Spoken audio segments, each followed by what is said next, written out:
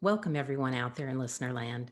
I'm Kerry Cadambi and you're listening to a spirited exchange on Transformation Talk Radio.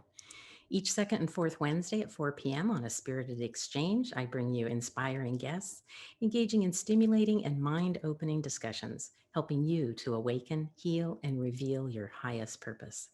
Stay with us for the next hour for an engaging conversation exploring shamanism as a way to connect with spirit for guidance, healing, and self-realization. So I believe that we are here because we're here to learn, to heal, and to grow. And it's our individual responsibility to actively take part in our personal growth and evolution. And in this way, we're not only helping ourselves, but we also help the collective to heal and evolve.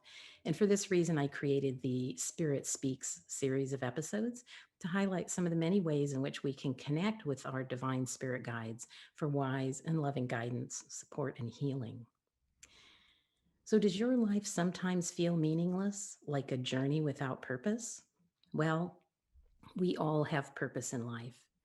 And as we strive to find that purpose, sometimes life trauma or drama can get in the way. Shamanism can help us move beyond that and connect us to our own unique gifts and purpose. So, join me and my guest, Frank Coppieters, as we explore the Shamanic Connection as a way to communicate with spirit for guidance and to find meaning in life.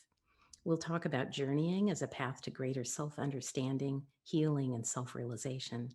And Frank will share the importance of the art of listening to your particular way of being tuned into spirit, how to explore and trust that.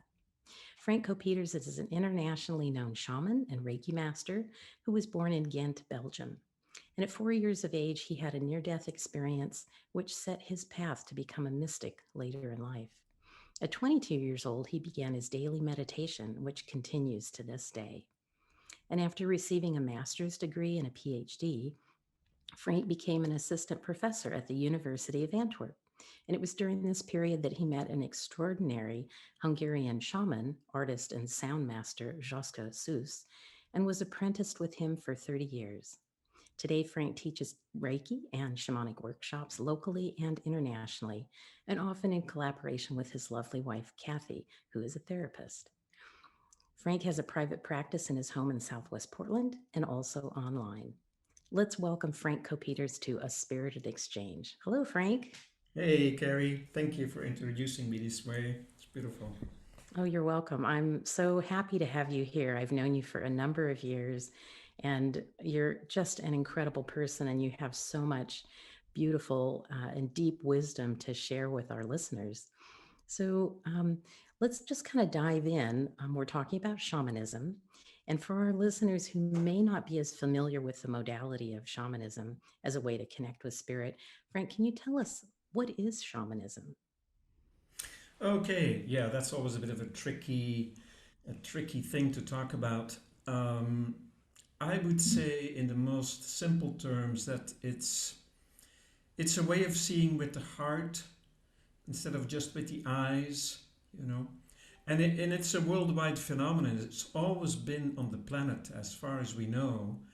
And certainly the people here would know that the First Nations people have even today their medicine men. So it's very comparable to that. And typically the shaman goes into, I would say, an expanded state of consciousness. And in that state, it's easier to make contact with, we could call it the hidden aspects of reality, maybe the more profound aspects of reality. And sometimes the shaman will go in trance to facilitate that state. And the trance is induced, by drumming, by chanting, by playing the didgeridoo, by invoking guides and spirits and teachers. Sometimes by plant medicine, which is not my specialty, by meditation, by intensive purification. There's a number of ways to connect.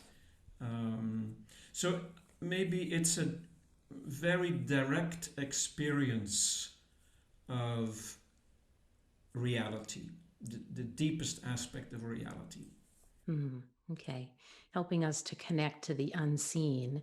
And your comment about what helps get into that state. I always talk about how spirit often vibrates at a higher vibration than we as humans do.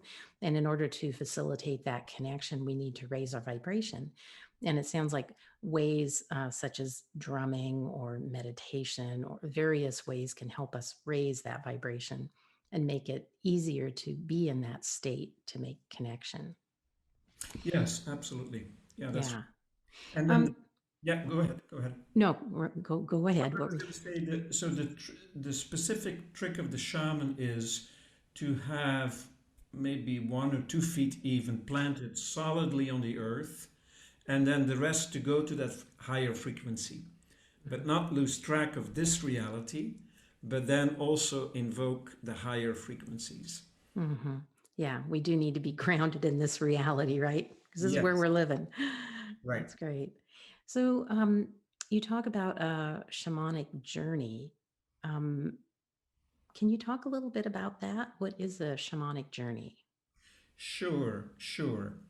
Um, and maybe a good reference would be to the Aboriginal people who talk of the dream time. Hmm.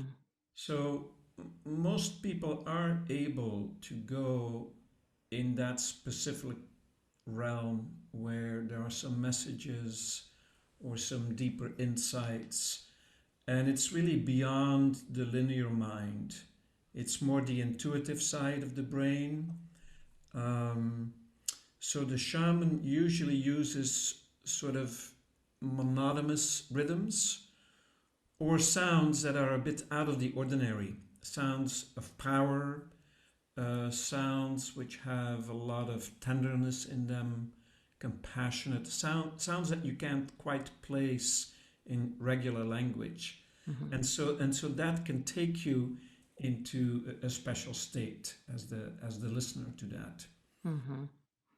Okay. And a shamanic journey, is that something someone can do by themselves or in a group? How can that happen? Yes, both of those. So you can certainly do it on your own, even like with a tape, or in a group setting. And typically for a shamanic journey, there is also a bit of a sacred intention. Like, what would you really like to receive from spirit? And of course, spirit also has its own gifts to give. But it's good to at least have a bit of a focus. Though on occasion people will do a generic journey, you know. Mm-hmm. But as the intention is being formulated, to me it often feels help is already coming. Some clarity may already come in, Mm-hmm. as the Yeah. intention is being put on the table. Yeah, I think of it as like us doing our part. I mean, yes, we can be general and in going out and doing these things, whether it be like asking spirit for guidance or doing the journey. But when we set an intention, it it focuses it and it puts the energy out there into the universe to help return what it is that we're asking. So I think setting an intention is very valuable. Yes, it is. I also think of it as a form of co-creation. The intention is set and then spirit responds Mm-hmm. and the transformation can begin.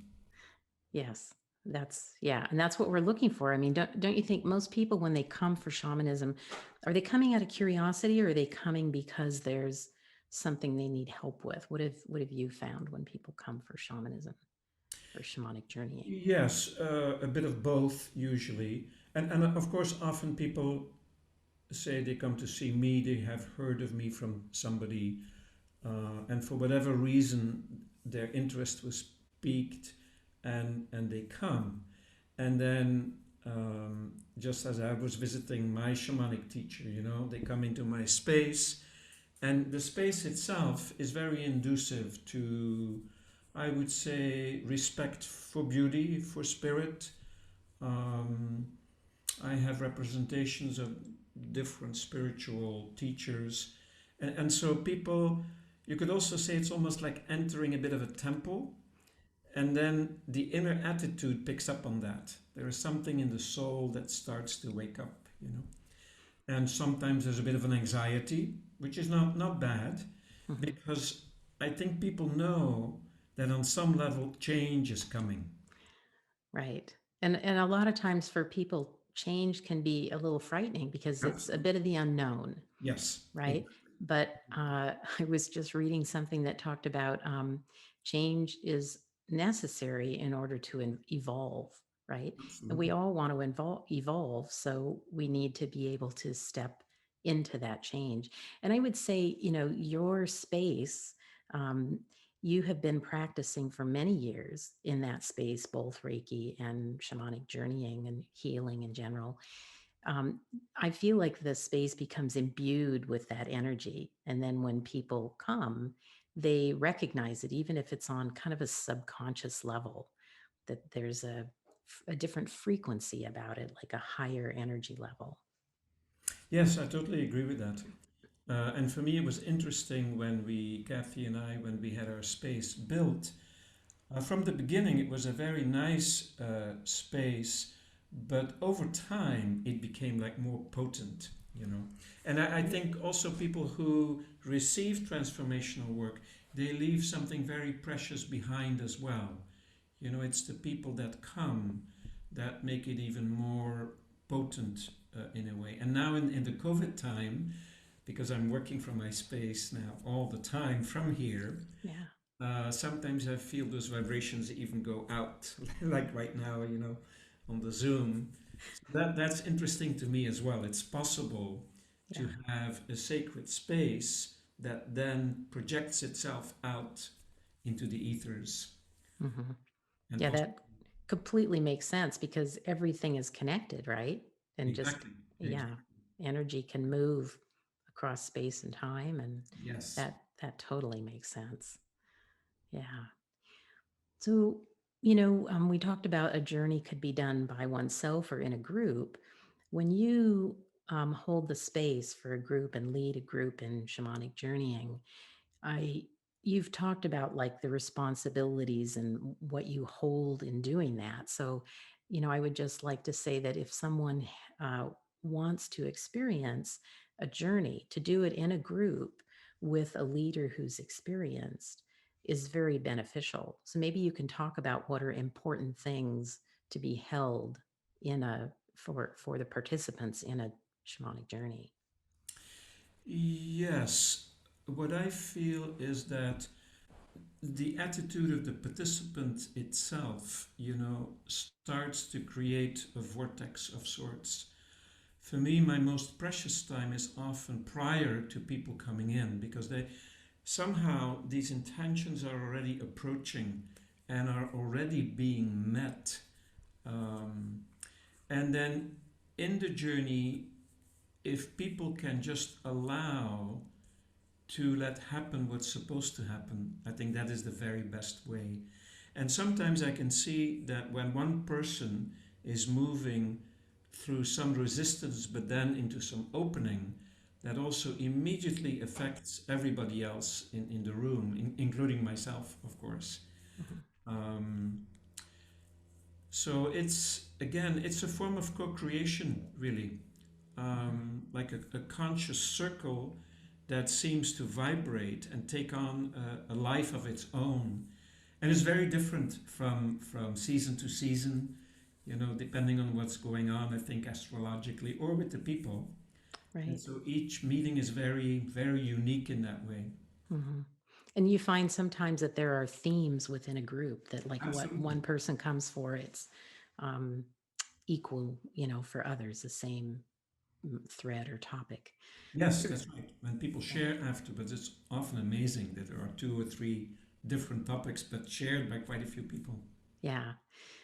Yeah. And I think what I've noticed is you create a space that's meets people where they are, and and create a safe space of non-judgment and love and compassion so that people do feel safe to open and go through whatever change is happening at the time, and also meeting them if they're not ready to open, and that's okay too, like to just, yeah, creating that safe, accepting space.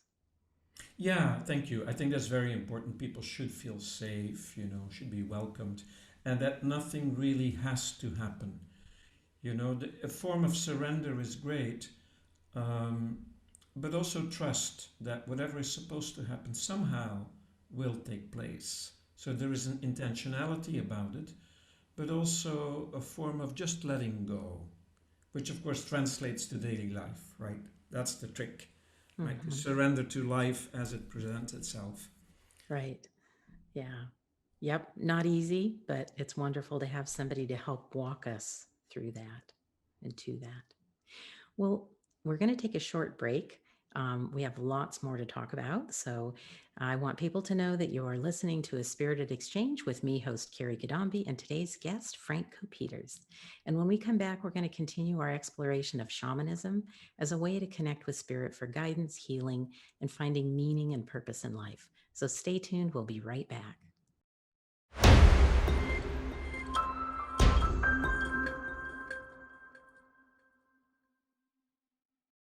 Hello, welcome back. We're back on A Spirited Exchange with me, host Kerry Cadambi, and today's guest, Frank Coppieters. And in this episode of Spirit Speaks Shamanic Connection, we're exploring shamanism as a way to connect with spirit for guidance, healing, and finding meaning and purpose in life.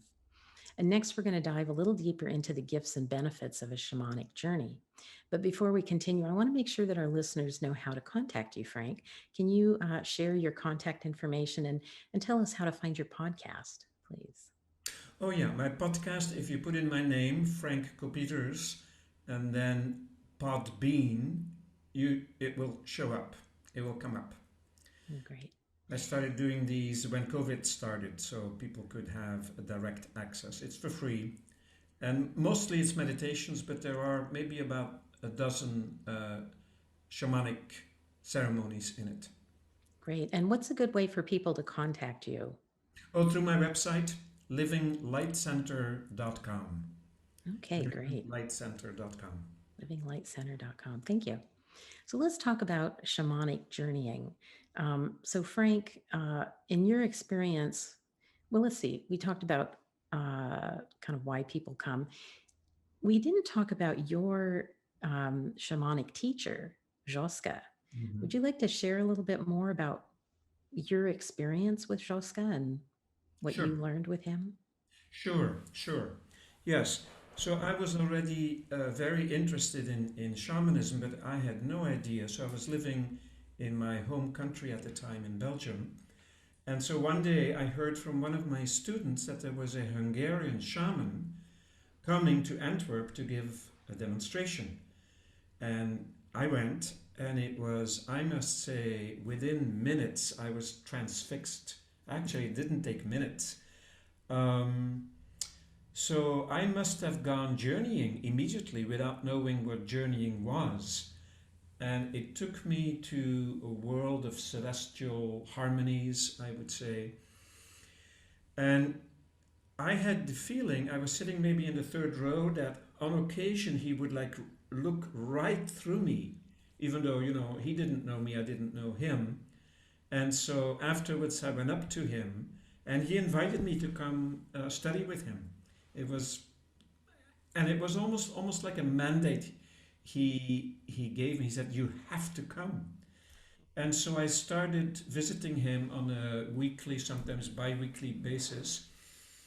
And every single time in his presence and when he did his work, I could feel that something in my own physical system and also in my mental system was being shaken and also somehow clarified. And I would feel very connected for at least like 2 days, sometimes 3 days, and then I would lose it. And so there was a deep longing to be able to stay in that state, even without being with my teacher. And over time, over the years, that started to happen. But I must say, every single time I was with him, that I always received some gift or another. And he was he was also an artist. And he was trained from the early age of 5 by the local shaman. Um, and he was born what they call born with a cowl. It's when the placenta surrounds usually the head. In his case, it was his whole body. And usually, native cultures, not that Hungary was considered like a native culture, but it had a long history of shamanism. They would start training a young boy or girl from early on to be a shaman, because when a birth happens like that, they know that those people have paranormal sensitivities. And that was Wow. certainly the case for Jóska. Wow, very interesting. And did he come from a lineage? Was other family members shamans? Yes, that's right. That's right. So apparently there were several tribes or clans, as they are called in Hungary, and one clan specifically is the Shamanic clan. So he was born into that. And as far as we know, he was the last initiated shaman from that tribe, the tribe of the Bakshi. Hmm. And so then after the Second World War, so he was, I think he was 21 when the Second World War started, and never saw his teacher after that. And then he came to Western Europe and settled eventually in Belgium. But so there is no documentation that any other member of that clan is still practicing in Hungary. Interesting. But you have been going back and teaching shamanism in Europe for a number of years, right? So Yes, yes, I yeah, have. I have. yeah, Initially, very good. I was going back and forth a lot because my parents were aging, and then Kathy was coming with me, and gradually, from I don't know from where, from many, many different towns and villages, people started to come. And for me, it was also a real homecoming because as a kid, I was very sensitive and had many experiences that I couldn't place, but I needed to come to the US, being out of my culture, claim that shamanic archetype, and then go back to my own culture to be there in a very different kind of way. So that's one of the beautiful things that have happened in my life and still goes on actually. Hmm. Yeah. So let's talk a little bit about the shamanic journey. Um, can you talk about? So I'm thinking we'll talk about like what can happen as a result of a shamanic journey, but also for people who haven't done one, what is it that the shaman's doing, like in preparation for it, during it, and what are the participants doing during a journey? Yes. So my own preparation, it's a bit different from my teacher. My teacher actually would drum for a long time, hours, before he would give his presentations. I myself, I usually meditate for a long time in silence. Um, and then as the people come, usually I love to give them a big hug. And then when I receive that hug, I pick up all sorts of energies, mostly good, good energies.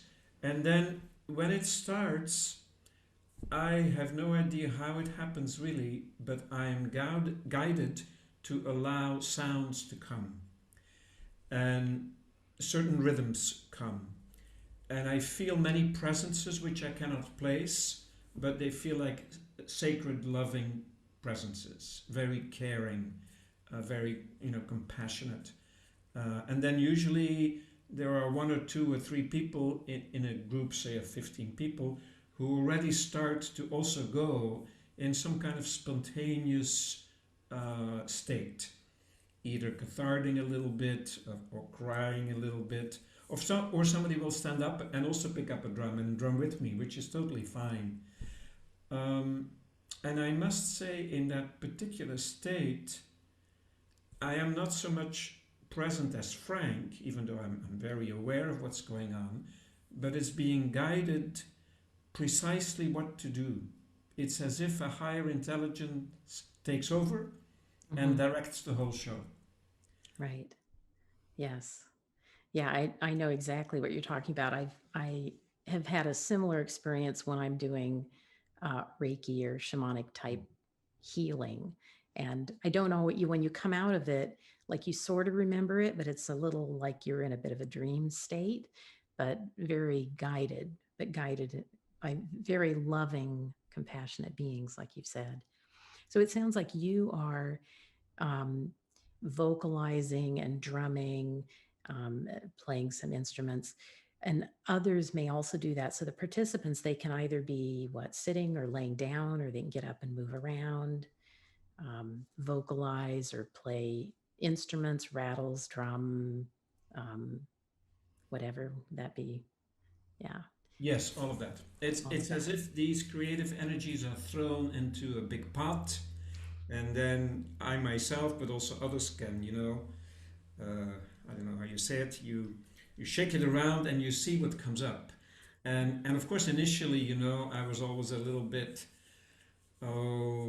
scared almost. Like, is this going to end well? But after years of doing this, and it always, touch wood, ends well, and Yeah. people are elevated. Pretty much the same that I felt when I was with my teacher. I always came out somehow more alert, more connected, and in loving state. So the proof is like in the pudding. We don't know exactly why all this works the way it does, but it does. So shaman is very practical, actually. It's an Mm-hmm. energetic practice of elevating the vibrations of people. Mm-hmm. And in the group format, just like a group meditation or whatever, I think the energy of everyone helps everyone else. Like, especially if you have a few people that are, as you've said before, get cooking, and that kind of elevates all the others who may not have arrived at that state on their own easily. So that's the beauty of doing it in a group. I'm wondering, like, what are some of the results of doing a shamanic journey? Like, why would people do it, and how does it benefit them? Yes, well, Carrie, I'm thinking maybe of one of the worldwide interesting aspects of the shamanic journey, which is the soul retrieval aspect. Hmm. Do we have time to go into that? Yes, we do. So, very often all of us really have had some tough experiences in life, traumatic experiences, and typically when it's too much for the psyche to bear, we are able as humans to dissociate from that and go someplace for help, which is lovely, but it doesn't mean that the trauma that takes place is healed. It often leaves some kind of a scar. When you think, for instance, of war veterans, they often come back from the war as an empty husk, and they're not the same, and their relatives, their friends can tell, they're often very angry, and it seems like a piece of them is split off, an energetic piece, Hmm. which they call a piece of the soul. So then shamans have always then, through either their own efforts or the group effort, the effort of the whole tribe, done a lot of praying in the form of drumming and chanting to bring that piece back, to make that person, it's interesting, the term remembering, to make it that person a member again of the tribe they belong to, of the human family they belong to. And so that is one of the very specific and beneficial elements of shamanic journeying. You may come out and feel, I remember I used to be connected like this, when I was young, or before the war happened, or before the trauma happened, you know? And then the body starts to cooperate because it has found back its anchor, you know? Hmm.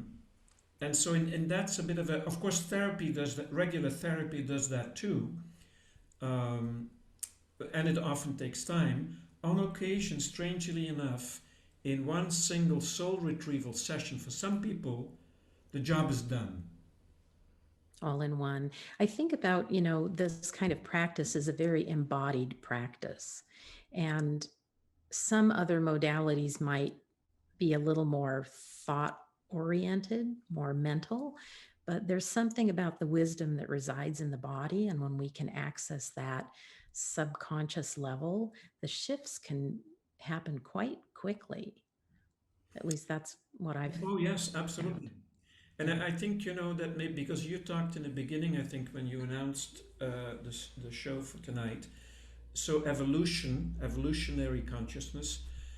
And then there is also a part of us, more in the limbic system, that remembers practices our ancestors did, you know. Mm, So when those two are being combined to feel that very beautiful connection with nature, with the earth, with trees, with animals, and then also where we are going as a species, the incredible potential that we have, you mm-hmm. know.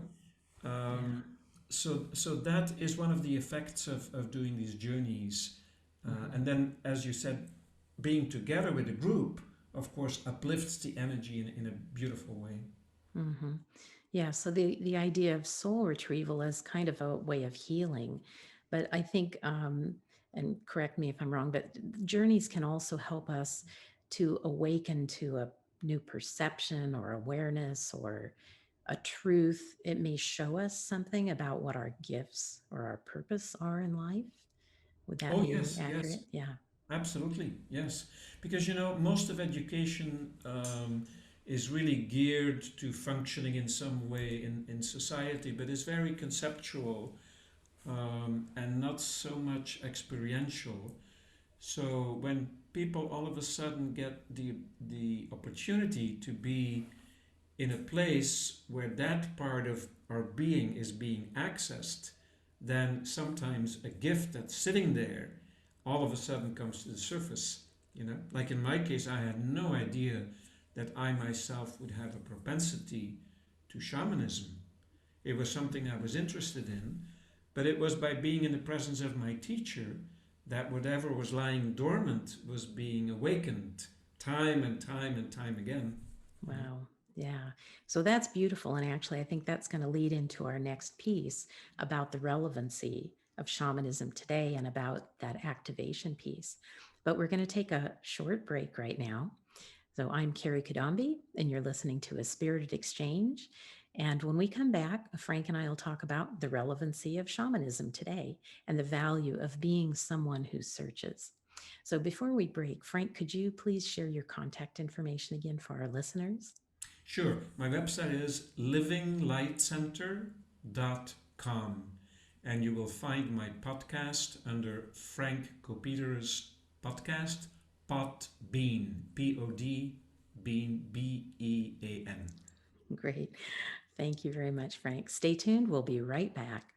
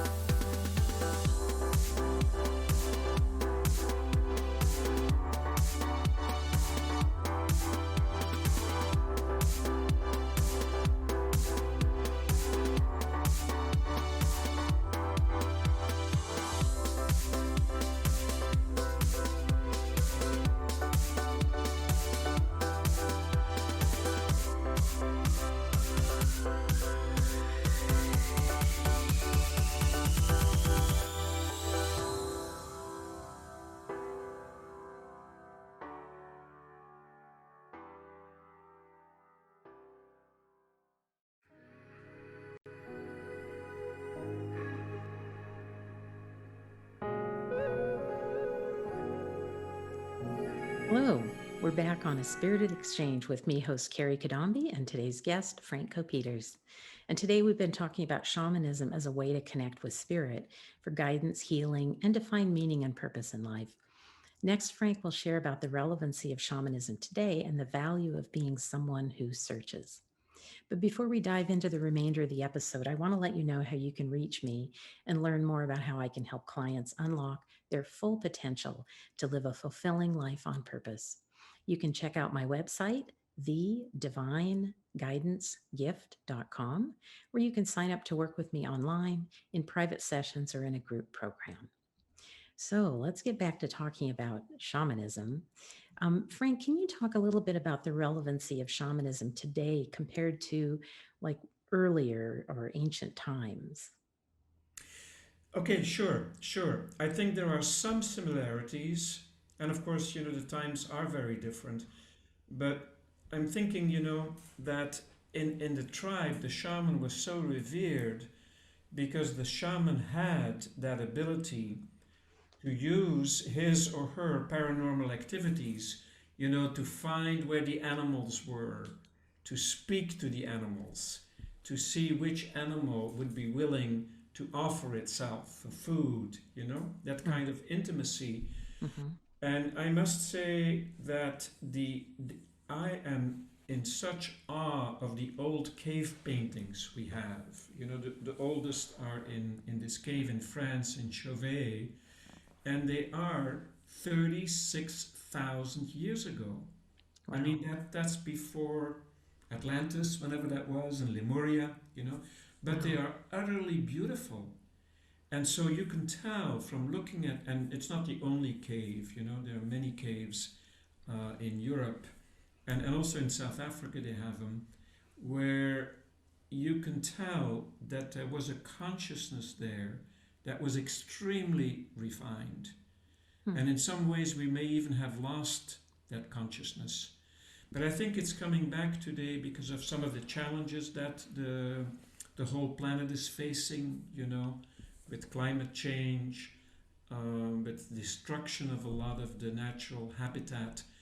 Because all the native people that we are aware of lived in balance with nature. Mm-hmm. And had a great respect, also for, there is still so many plants and species that have not been fully studied. But in nature, whenever a person, or say there is a poison somewhere, then next to it is the plant that kind of amazing intelligence in nature. Yeah. So that's still something that will, I think, grow in the future, to explore much more of that. And then on the tribal level, many of the young people are lost because they're not really taken by the elders through the right rites of passage. Mm-hmm. In the native culture, that was like so important, that the whole tribe, and then specifically the elders, would guide in this confusing time, when you're 12, 13, 14, about the next step. And so shamanism can fulfill a beautiful function there. I've had the opportunity to work with in Belgium, to work with some young kids. And there are actually people doing that in the US and in Australia. So to give the young people a sense of purpose and of their contribution and their gifts. So I think that will be an important element. And you talked about the searcher, the one who is seeking, right? Right. Yes. Yes. So the shaman is always seeking, right? Recognizing that there is a big mystery out there. It is the unknown. It's not something to be afraid of. It's something to be in awe of. And it's wonderful to seek and to go deeper and deeper into that. That there is no end to that search. So in that sense, we stay very alive. Because right now, a lot of the culture, as we know, is so disconnected from reality, really. It's a kind of a fantasy world. Not that there is something wrong with fantasy, but if we have no more a direct connection with our own inner experience, then it's very, very easy to be led astray, by false prophets or by dogma, ideologies. So shamanism is a way of trusting the reality of your own experience. To trust that there is something very valuable there. And in a sense, learning to trust your body, because your body has the wisdom and can tell you whether something's right or not. Like when you feel good, you know something's right. When you feel bad, some people talk about like the gut reaction or whatever. Like, listen to that. And I think shamanism helps teach you to listen and to trust, learn to trust what you're getting. And I think back to some other teachings about, moral development, like learning to develop those moral values, which lead us to care for all beings, sentient and non-sentient beings, equally. And I think, in the ancient times, the shamanic, brought about that. Well, and the native peoples did respect nature and work co-creatively with it. And we live a little different these days. We need to kind of get back to that and take care of Mother Earth, who takes care of us.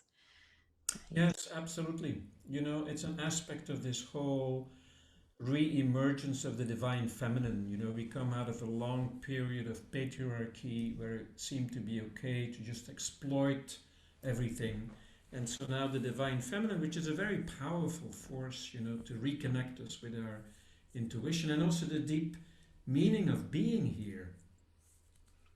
Which is our purpose, right? Each person has a reason they've incarnated for a particular reason in this lifetime. And to find out what that purpose is so that you can live it is very satisfying. And again, I think the shamanic journeys can help us recognize what those gifts are that we come with, that we can apply to our purpose, our life purpose.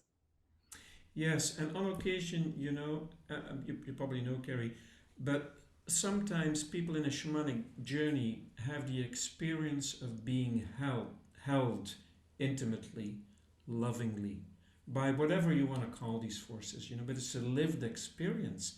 And that touches you so deeply, you can never forget.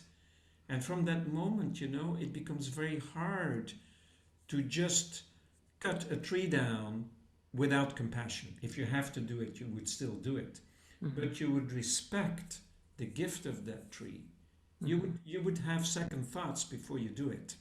Right. Have there be a purpose behind it, and not just to be destructive or exactly. To honor it as you're, accepting its gift to you. Right. So the shamanic journey is like being a search of sorts, right? And so we were talking about the value of those who search, and that it is a lifelong, it never ends, that searching, that learning. And to me, that healing, like we're searching in order to heal, I believe. And that's part of our evolution. We are always evolving,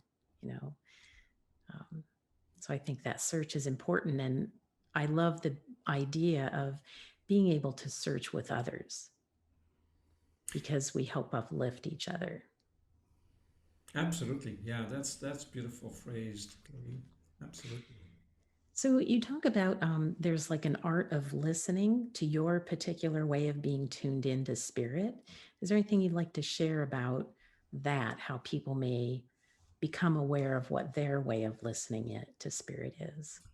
Yes, that's certainly a very interesting question. I believe that everybody, is tuned in just a little bit differently. And once you find what your particular entryway is, it just changes everything, Like a friend of mine, he became a drum maker, right? Somebody else starts to paint, somebody else starts to sing.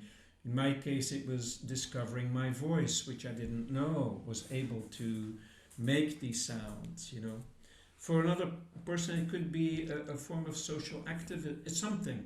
But I believe that every single person has their own place, you know, and that is the reason for, the deeper reason for that person to be here. Mhm. Yes, definitely. And I think when I think of listening, I also think of the different clairs, the clairaudience, clairvoyance, what am I forgetting? Sentience, right? Like we may listen and feel, we may see things, we may hear things, we may know things. And those are different ways of listening as well. Absolutely, Yeah. yes. Yeah. And shamanism, one of the aspects is the shape-shifting aspect, you know. You go from one sense to another sense. You can go from a plant form to an animal form. You can go into the formless, you know. I mean, it's limitless, the opportunities for exploring. Yes. Yeah. Wonderful. So Frank, we're kind of reaching the end of our show, and I know you have so much wisdom to share. I'm wondering if there's a parting message that you would like to share with our listeners today. Sure, maybe it's not a parting message, but it kind of, about 10 years ago in one of my classes, I received what I call the credo of the shaman. And so maybe I can read that for I'd love that. listeners. Yes.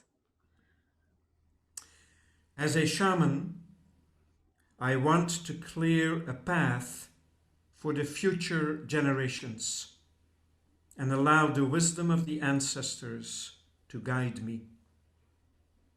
As a shaman, I'm able to listen to the sounds of the earth, the stars, and the galaxies.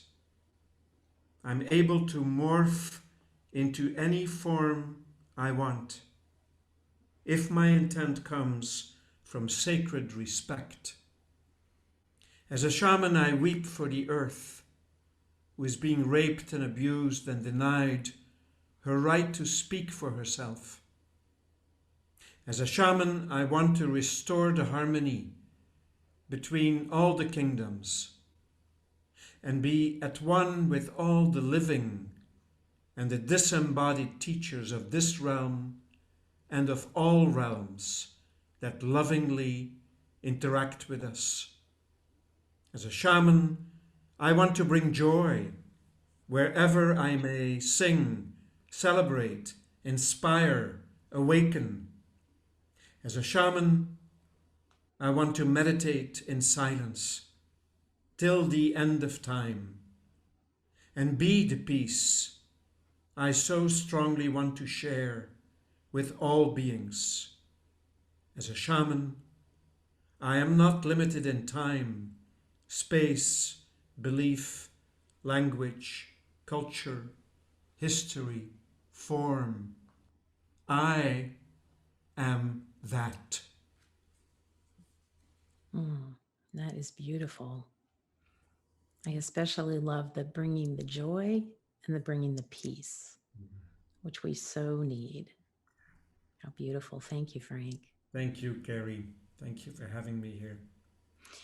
So I want to thank Frank for being with us today and sharing his deep knowledge of shamanism from his years, decades actually, of experience.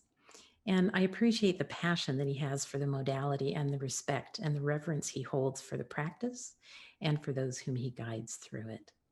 So thank you very much, Frank. Thank you, Kerry. And thank you, all the listeners here. I want to thank all of our fabulous listeners who have tuned in today with open and curious and receptive minds, eager to awaken their own personal evolution.